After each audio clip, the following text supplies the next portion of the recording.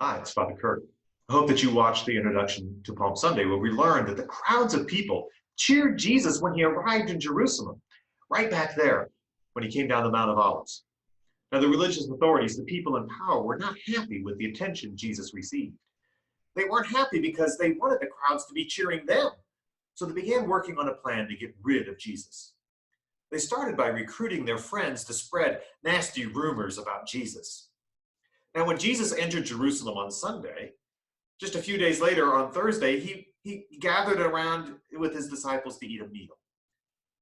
His disciples were his closest followers, and he was most likely right here in Upper Jerusalem, just a short distance from the great temple, which stood where the Temple of the Rock, the building with the gold dome, sits today. This was a special meal, possibly even a Passover meal. One of the most famous paintings in human history is Leonardo da Vinci's painting of the Last Supper. Let me show you.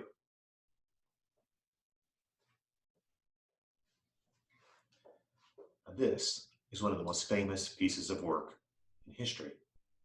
It was painted over 500 years ago, 1,500 years after Jesus' Last Supper. It shows a long table with the disciples sitting on chairs.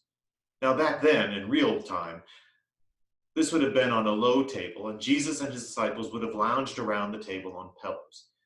It would have been much less formal than what's pictured in this piece of art. And the dinner would have lasted all evening, and Jesus and his disciples would have talked about many things. One thing we know they talked about was what Jesus hoped his disciples would do after he was gone. He wanted them to consider the needs of others over their own. He wanted them to forget about who was better than another and instead to think like a team or a family. Let's go back outside and I'll tell you more about it.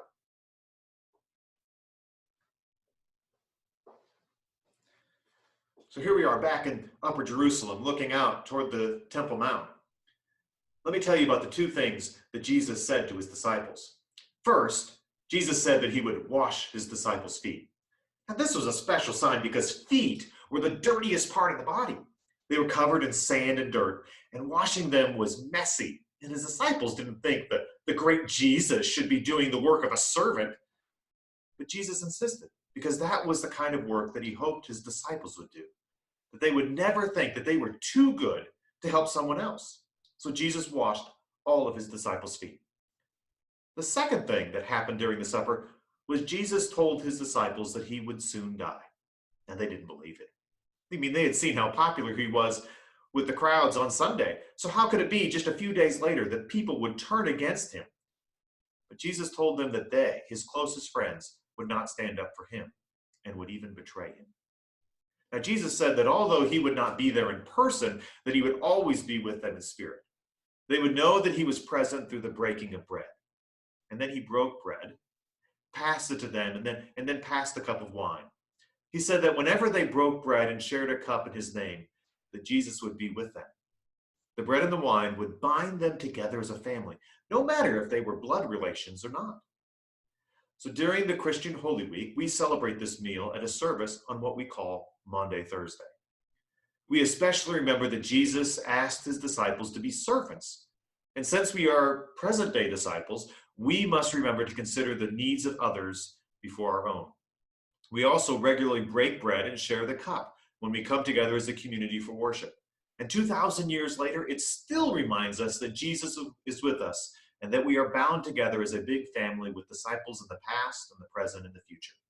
We are all working together to make God's heavenly kingdom become right here on earth.